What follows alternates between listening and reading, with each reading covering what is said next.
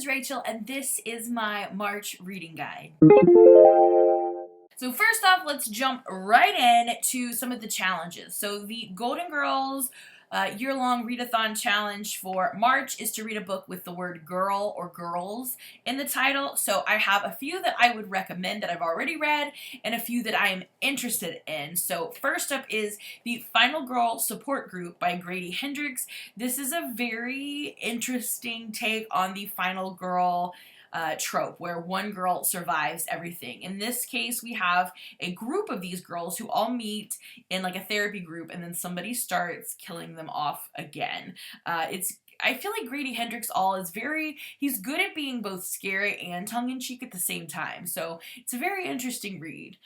We also have A Good Girl's Guide to Murder. This is by Holly Jackson. This is the first book in a series, and I thought this was really fun. We follow a girl who decides for her senior thesis at school to solve a murder. She does not believe that the person they've decided is guilty is actually guilty, so she teams up with the accused boy's brother and tries to set the record straight. And of course, things go, real wonky, as they do in a murder investigation. Next up is Dead Girls, Essays on Surviving an American Obsession by Alice Bolan. This basically is just a collection of essays talking about how we're all obsessed with the death of women, and it kind of looks at different points, and it was a very interesting collection to read. And then last up is a book in verse, or kind of like a biography in verse, and this is called Brown Girl Dreaming by Jacqueline Woodson, and it is absolutely fantastic. It's won all the awards. You should absolutely read it. We read it for book club and loved it, and it hits on just so many things in the life of Jacqueline Woodson. So many things that she experienced growing up as a Black woman, and it's fantastic. Highly recommend. Two that I'm looking into for reading is the third Rainbow Girl, The Long Life of a Double Murder in Appalachia. This is by Emma Copley Eisenberg. This was originally actually recommended to me as something I should do as an audiobook, and then I kind of read about it. I decided, yeah, I'll put it on my TBR, and then I read The Quiet Zone late last year, early this year, and it referenced some people dying that were heading to this like rainbow festival. So this is exactly what they were talking about. So now I'm even more inspired to read it, since I essentially read about it a little bit in another book. And then the other one I'm thinking about possibly is The Radium Girls, The Dark Story of America's Shining Women by Kate Moore. And this is the very dark but true story of women who ended up being poisoned by radium because they were told to put them in the watches and the clocks they were making at the watch clock factory. So very interesting. I am looking forward to reading that one. Next up is the Buzzword Readathon Challenge, and this month it's to read a book with a place or a location in the title. So first up is In the Hall with a Knife, because hall is a place or location. By Diana Peterfoyn. This is the first book in the Clue Murder Mystery series, and I recommend this book whenever I possibly can because I absolutely loved it. If you liked the board game Clue growing up, you will love this book. It's kind of a YA story version of the game that includes a lot of teens with colorful names and a murder. So very, very interesting. Highly recommend. Next up is The Quiet Zone, the one I just mentioned, Unraveling the Mystery of a Town Suspended in Silence by Stephen Kersey. This is a nonfiction account of a town that is in a radio quiet zone, but even though that's what I was expecting, it ended up being so much more. There's a lot happening in this little town that is out in the middle of the Appalachian Mountains. It just talks about so much. I have a full review of this book on my channel if you'd like to watch it. I'll link it down below. Also, Kent State for Dead in Ohio by Derf Backderf. I've also talked about this a lot on my channel. If you don't know about the Kent State Massacre, you should definitely pick this up. This is a graphic novel adaptation of the story about the National Guard opening fire on student protesters in the 70s on Kent State University campus here in Ohio, and I think this book does a really good job of showing that there are a lot of factors that led up to this tragedy. It wasn't just one person making a decision to shoot. There was a lot of influences that went into that, and it was very hard to read, but very important, I think. The next one I would recommend is The Ocean at the End of the Lane by Neil Gaiman. Oh, this one was just so magical. I think this would fall into magical realism because essentially we're following a middle-aged man who's returning to his childhood home because I believe his father's passed away, and he does end up wandering down to the end of the road where he found this ocean when he was really young, and it's very magical and lyrical, and it was a lot of fun to read.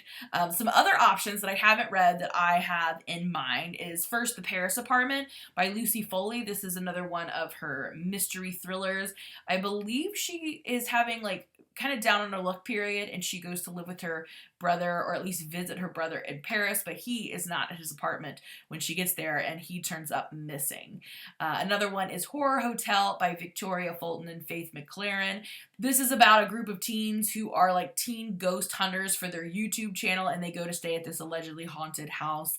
It's supposed to be very like Blair Witch Project-y, so that sounds really interesting. And the last one that I immediately thought of was Midnight in Chernobyl, The Untold Story of the World's Greatest Nuclear Disaster by Adam Higginbotham, and this is exactly what it sounds like. If you're interested in Chernobyl, this could be a very interesting book. I think this goes into a lot of detail. And next up we have my next two Read Harder challenges. So we're going to talk about Read Harder Challenge 5 and 6 today. So 5 is to read an anthology with diverse voices. So first of all, I would highly recommend checking out We Need Diverse Books. They put out a ton of anthology collections that have a lot of diverse voices. Like that's the whole point of those anthologies. So definitely check them out. I have not read many anthologies. I just don't tend to like anthologies, so I don't read them very often. So I have picked out some that are on my TBR, but I have not read any of these. So first up is Ancestor Approved, Intertribal Stories for Kids. This is edited by Cynthia Lytek Smith and obviously has a lot of contributing authors. This is probably the one I'm going to read for this challenge, and I'm very excited about it. Not only is the cover beautiful, but I've found myself really enjoying Native voices more and more. Like the more I read them, the more I enjoy them. So I'm super excited to pick this one up. I've never, ever read a collection of stories by Native authors. That's never happened. I don't even know of any other ones, but I'm super excited for this one. This is probably the one I'm going to pick. Some others that I have on my shelves, first of all, is A Phoenix First Must Burn. This is edited by Patrice Caldwell, and this is 16 tales of Black experience with fantasy, science fiction, all of that kind of fun stuff mixed in. And again, beautiful cover. I think this is very interesting, and I think it's going to be a lot of fun. On Goodreads, it says it's invoking Beyonce's Lemonade for a teen audience, which, I mean, you gotta read that, right? The next one is A People's Future of the United States, speculative fiction from 25 extraordinary writers. This is edited by Victor Lavelle and John Joseph Adams. I've heard so many good things about this one that I think this is something that you can't go wrong with. Obviously, this is going to be like sci-fi fantasy because they're predicting the future, right? So I think this is going to be amazing. I believe this is an adult title as opposed to a lot of these are teen middle grade that I'm mentioning. So I think this is more along the adult range. Next is one that I actually was sent as in a giveaway box, and that is Everybody Shine, 16 Stories About Living Fabulously Fat. This is edited by Cassandra Newbold, and this sounds amazing. I think this book is very intersectional, so I think this would be a good pick for this. And then finally, one I just purchased is Blackouts. This is by Danielle Clayton, Tiffany D. Jackson, Nick Stone, Angie Thomas, Ashley Woodfolk, and Nicola Yoon. I believe all of these focus on a collection of teenagers during this like rolling blackout in New York over the course of maybe a day or two. I'm not 100% sure, but I like everything about what this is marketing. So I'm super excited. I just bought this from our Scholastic Book Fair the other day. So this has definitely moved up on my TBR now that I have a physical copy. And lastly, for our challenges, we have Read Harder Challenge 6, which is to read a nonfiction YA comic. That's very specific. So I think the YA is very difficult in this context, because what does it mean to be a YA graphic novel as opposed to an adult or middle grade? Because I read them all. So are they all adults? So bear with me for this. My point is they would all be appropriate for YA. I think that should count. So first up is Brazen, Rebel Ladies Who Rocked the World. This is by Penelope Bayo and Montana Kane, who is the translator, because I believe this was originally in French. And this is a graphic novel of a bunch of really amazing women. And I thought this was really fascinating. It was fast-paced but informative, and it was very easy to read and fun to learn about. So I would highly recommend Brazen if you haven't read it yet. Another one is Drowned City, Hurricane Katrina in New Orleans by Dawn Brown. This is a graphic novel telling of the Hurricane Katrina disaster, and I would really recommend a lot of Dawn Brown's nonfiction graphic novels. I have them even down so far as like 5th grade and up to our high school. So I think it hits a wide range because it's just informative in like a picture telling format. He also has one about the Great American Dust Bowl, Syrian refugees, 1918 flu pandemic, and he actually has 2 about the 9/11 terrorist attack. So I would recommend just about any of his nonfiction books. They're easy to read and very informative. Some ones that are on my radar, first up is Amazon's Abolitionist and Activist, A Graphic History of Women's Fight for Their Rights by Mickey Kendall and A. D'Amico. And I have had my eye on this one for a while. I just haven't managed to get to it, but it looks fantastic. This is fairly recent. This was up for an award that I was part of one year, and I just didn't manage to get this one read, but I would like to. The one I think I'll probably read for this, because it'll work for multiple Read Harder challenges, is The Fire Never Goes Out, a memoir in pictures by Noelle Stevenson. Noelle Stevenson wrote Nimona, which is one of my favorite picture books, so I think this could be an interesting way to learn more about the author in a collection of essays in graphic novel format. Another one that I just recently learned about from my friend Bobby is The Banned Book Club by Kim Hyun-suk, Ryan Estrada, and Ko Hyung-ju. This is a very interesting graphic novel. I believe it takes place in the 80s, where they're dealing with the concept of book banning, and I just think this looks really, really interesting. And last but not least is another one that's on my radar, and that is Displacement by Kiku Hughes, and this is about a teenager's experience of the concentration camps during World War II. I think that looks very interesting. So a lot of great choices for this challenge. Next up, let's talk about some monthly book clubs. So first up, the 2 books that I'm going to be reading this month for my book clubs. We're going to read Luck of the Titanic by Stacey Lee for my high school book club. This is the story of an Asian acrobatic group that is on the Titanic. So that is going to be a very interesting look. Different look at the Titanic. And then for my peer group, we're going to be reading Lakewood by Megan Giddings. I believe this is about a woman who needs some money after a death in her family, and she joins this experimental medical group to try to get some money, and I'm sure it's not going to go well since this is a horror novel. For the Cozy Mystery Club here on BookTube, they're going to be reading The Cracked Spine. This is the first book in the Scottish Bookshop mystery series by Paige Sheldon. I am dying to read this one, no pun intended, so I'm really hoping to get to this one. It's just a cozy mystery that takes place in Edinburgh, and that's all I needed to know about it. The True Crime Book Club is going to be reading Lady Killers, Deadly Women Throughout History by Tori Telfer. I've read this one already, and it is fantastic. Highly recommended. It takes you through so many women that have been murderers throughout the history of time, really.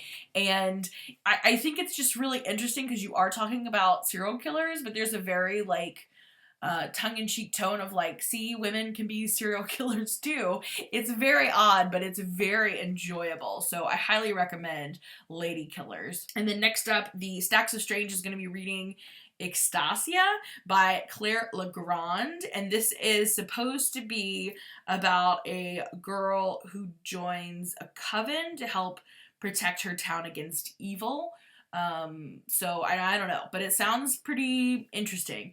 And it does say it's perfect for fans of The Handmaid's Tale and The Grace Year, so keep that in mind. Literally Dead Book Club is going to be reading The Paris Apartment by Lucy Foley, so you absolutely could double up if you're going to participate in Literally Dead Book Club. You could also use this book for your Golden Girls read for the month as well, which might end up being what I have to do because I'm really running behind on my reading.